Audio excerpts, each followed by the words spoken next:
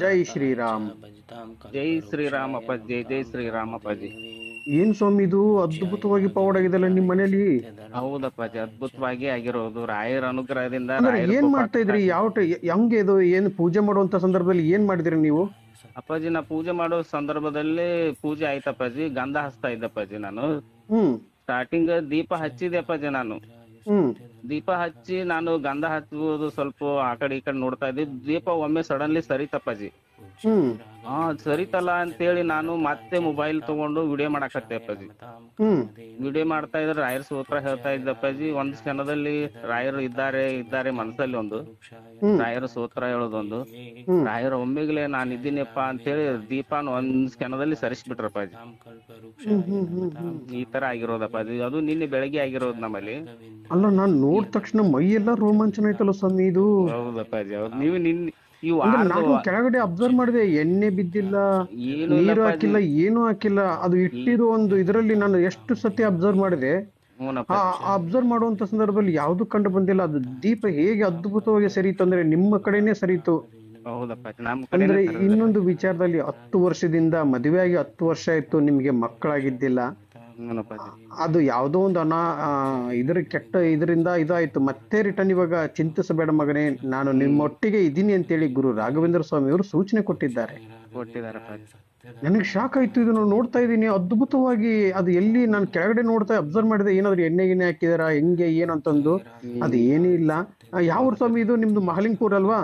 ಹೌದಪ್ಪಾಜಿ, Mahalingapura sir ಅಪ್ಪಾಜಿ. ಏನ್ ರವಿ ಸ್ವಾಮಿ, ನಿಮ್ಮ ಮನೆಗೆ 2 ಸಲ ನಾನು ಬಂದಿದ್ನಲ್ಲ ಸ್ವಾಮಿ. ಹೌದಪ್ಪಾಜಿ, 2 ಸಲನ ಒಂದ್ಸಲ ಬಲ್ವಾ ಬಂದಿರೋದು? ಒಂದ್ಸಲ ಅಪ್ಪಾಜಿ, ಮತ್ತೆ ಬರ್ಬೇಕಪ್ಪಾಜಿ ನೀವು ಮನೆಗೆ. ಅಯ್ಯೋ ಖಂಡಿತ, ಅದ್ಭುತವಾಗಿ ಪವಾಡ ನಡೀತು. ಅದನ್ನ ನೋಡ್ತಾ ಇದ್ರೆ ಮೈಯೆಲ್ಲ ರೋಮಾಂಚನ ಆಗ್ತಾ ಇದೆ. ಹೌದಪ್ಪಾಜಿ, ಹೌದಪ್ಪಾಜಿ. ನೋಡ್ತಾ ಇದೀರಾ, ರಾಯರು ಇದ್ದಾರೆ ಸ್ವಾಮಿ. ನೀವು ರಾಯರ ಸ್ತೋತ್ರವನ್ನು ಹೇಳುವಂತ ಸಂದರ್ಭದಲ್ಲಿ ಎಷ್ಟು ಅದ್ಭುತವಾಗಿ ನಿಮ್ಮ ಮುಂದ್ಗಡೆ ಸರಿತು ಅಂದ್ರೆ ಅದನ್ನ ನೋಡ್ತಾ ಇದ್ರೆ ಮೈಯೆಲ್ಲ ರೋಮಾಂಚನ ಆಯ್ತು. ಖಂಡಿತ ಒಳ್ಳೇದಾಗ್ಲಿ. ನಿಮ್ಮ ಭಕ್ತಿ ರಾಯರು ಮೆಚ್ಚಿದ್ದಾರೆ. ನಿಮ್ಮ ಭಕ್ತಿಯಿಂದ ಪೂಜೆ ಮಾಡುವುದು ರಾಯರಿಗೆ ಇಷ್ಟವಾಗಿದೆ ಸ್ವಾಮಿ. ಹೌದಪ್ಪಾಜಿ, ಹೌದಪ್ಪಾಜಿ, ನಿಜವಾಗ್ಲೂ ಅಪ್ಪಾಜಿ. ನಾನೊಂದು ಕೋರಿಕೆ ಅಪ್ಪಾಜಿ, ಪ್ರತಿಯೊಬ್ಬರು ಮನೆಯಲ್ಲಿ ರಾಯರ್ ಪೂಜೆ ಮಾಡ್ಲಿ, ರಾಯರ್ ಫೋಟೋ ಇಡ್ಲಿ, ಈ ತರ ಎಲ್ಲರ ಮನೆಯಲ್ಲಿ ದೀಪ ಸರಿಬೇಕು, ರಾಯರ್ ಪವಾಡ ಆಗ್ಬೇಕು ಅನ್ನೋದೇ ನನ್ನ ಆಸೆ ಅಪ್ಪಾಜಿ.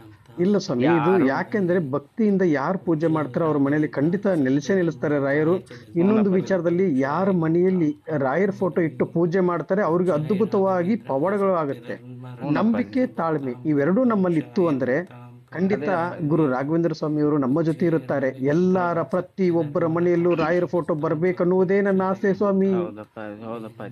ಇದೇ ಅಪ್ಪಾಜಿ ನನ್ನ ಆಸೆ. ಎಷ್ಟು ನೊಂದುಕೊಂಡಿರ್ತಾರೆ ನನ್ನ ತಂದೆ ತಾಯಿಂದಿರು, ಅಣ್ಣ ತಮ್ಮಂದಿರು, ಅಕ್ಕ ತಂಗಿಂದಿರು. ಅವ್ರಿಗೆಲ್ಲರಿಗೂ ದಾರಿ ದೀಪವಾಗಿ ಗುರು ರಾಘವೇಂದ್ರ ಸ್ವಾಮಿ ಅವರು ದೇವರಲ್ಲಿ ಜಪ ಮಾಡುತ್ತಾ ಬೃಂದಾವನದಲ್ಲಿ ಕುಳಿತಿದ್ದಾರೆ ಸ್ವಾಮಿ.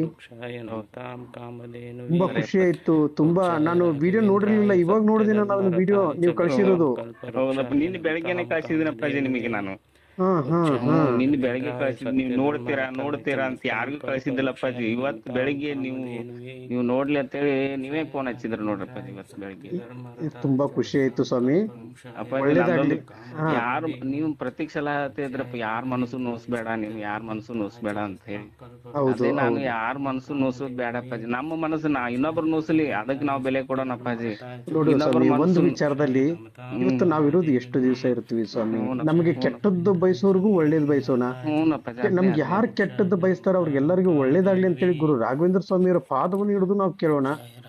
ನಾವು ಇನ್ನೊಬ್ಬರಿಗೆ ದ್ರೋಹ ಮಾಡೋದ್ ಬೇಡ.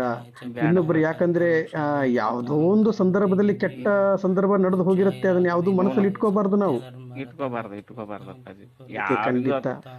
ಅಪ್ಪಾಜಿ. ನಮ್ಮ ಮನ್ಸಲ್ಲಿ ನಾನ್ ನೊಂದ್ಕೊಂಡಿದ್ದೀನಿ ಅಷ್ಟೇ ಕರೆ ಅಪ್ಪಾಜಿ. ಯಾರಿಗೂ ರಾಯರಿಗೆ ಅದನ್ನೇ ಕೇಳ್ತೀನಪ್ಪ, ಯಾರಿಗೂ ಶಿಕ್ಷೆ ಕೊಡ್ಬಾರ್ದು, ಯಾರಿಗೂ ಕೆಟ್ಟದ್ದಾಗ್ಬಾರ್ದು, ಎಲ್ಲರಿಗೂ ಒಳ್ಳೇದಾಗ್ಬೇಕಪ್ಪಾಜಿ. ನನ್ನಿಂದ ರಾಯರು ನಿನ್ನಿಂದ ಒಳ್ಳೇದಾಗತ್ತೆ, ನಿನ್ನಿಂದ ಎಲ್ಲ ಸುಗಮವಾಗುತ್ತೆ ಅನ್ನೋದೇ ಉದಾಹರಣೆ ಕೊಟ್ರಪ್ಪಾಜಿ. ನೀನ್ ನೊಂದ್ಕೋಬೇಡ, ನಾನು ಇದ್ದೀನಿ ನಿನ್ ಜೊತೆ ಅಂತ ಹೇಳಿ ಕೊಟ್ರಪ್ಪಾಜಿ ಇವತ್ತು.